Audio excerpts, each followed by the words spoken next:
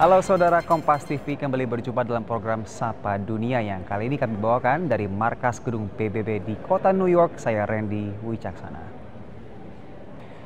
Saudara, akhir pekan ini Indonesia mendapatkan gilirannya untuk berbicara di mimbar sesi debat umum Majelis Umum PBB. Menlu Retno Marsudi banyak menyorot isu Palestina dalam pidatonya. Sesi debat umum di sidang Majelis Umum PBB berlangsung dari 24 hingga 30 September. Indonesia kembali diwakili Menlu RI Retno Marsudi yang mendapat giliran bicara pada hari Sabtu waktu New York.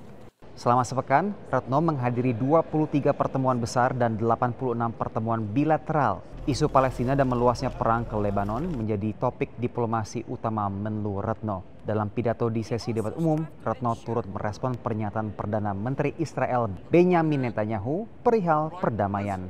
As long as Hezbollah chooses the path of war, Israel has no choice and Israel has every right to remove this threat and return our citizens to their homes safely. Israel seeks peace. Israel yearns for peace. How are we supposed to believe that statement? Yesterday, while he was here, Israel conducted unprecedented massive air attack on Beirut. PM Netanyahu wants the war to continue. We must stop that. I repeat, we must stop that.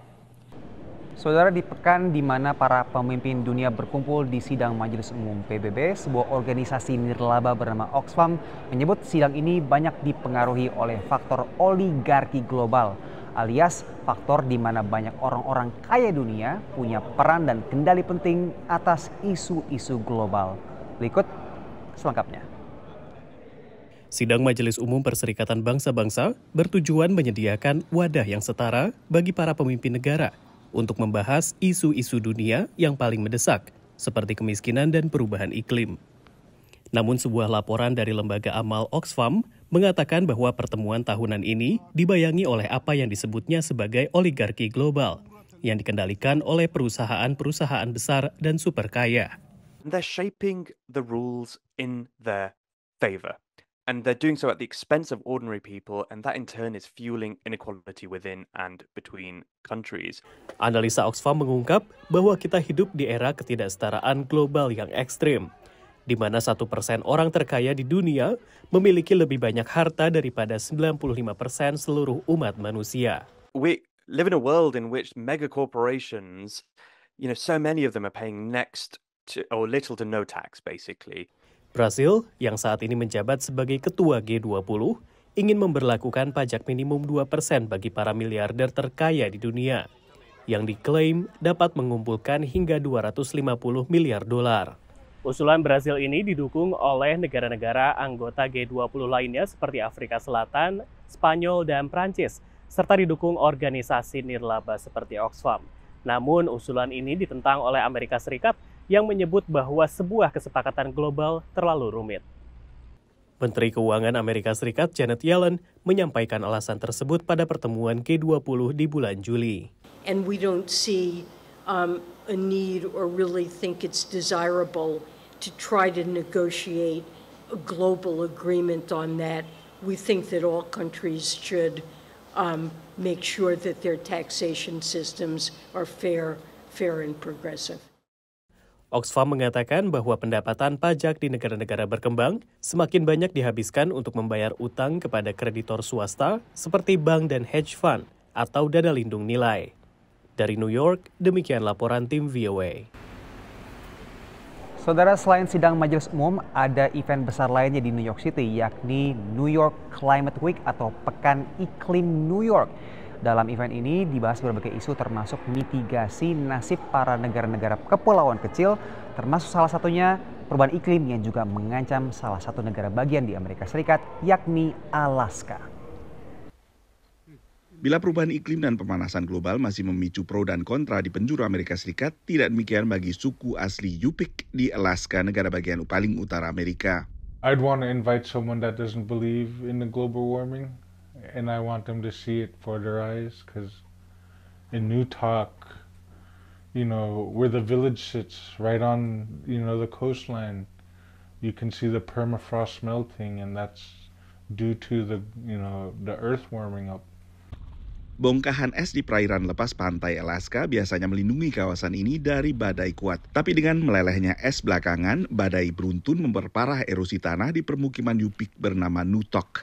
Menurut pantauan kantor akuntabilitas pemerintah, sebuah lembaga di bawah Kongres, sejak 1954 komunitas di Nutok telah kehilangan 1 kilometer lebih tanah akibat erosi.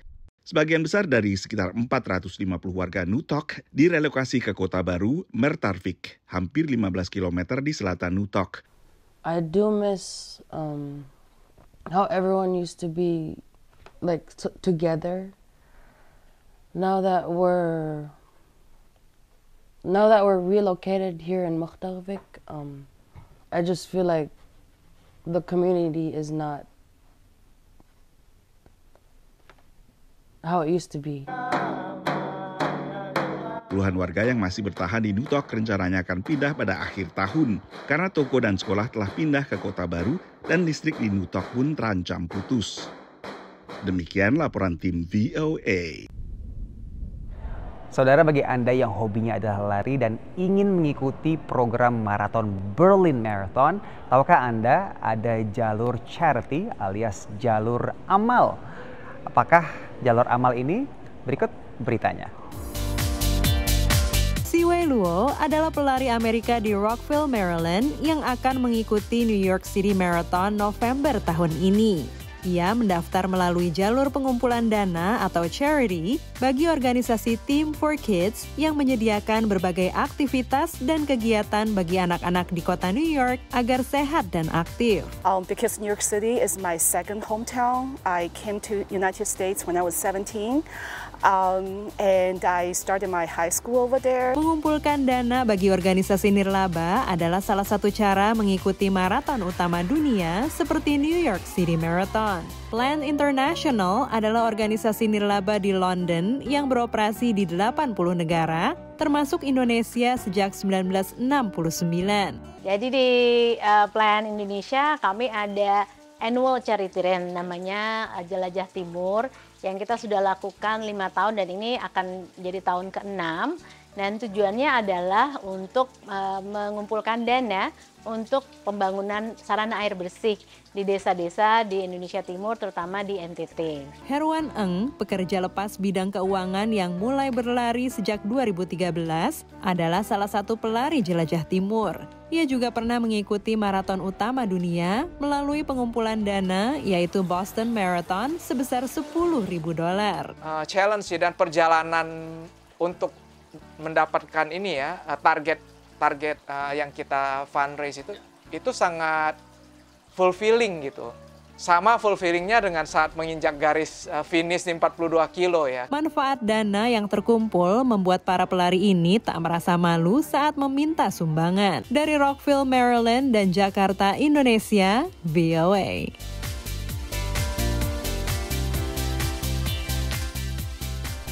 Dan demikian program Sapa Dunia kali ini. Kita berjumpa pekan depan di waktu yang sama. Saya Redi Caksana, pamit undur diri.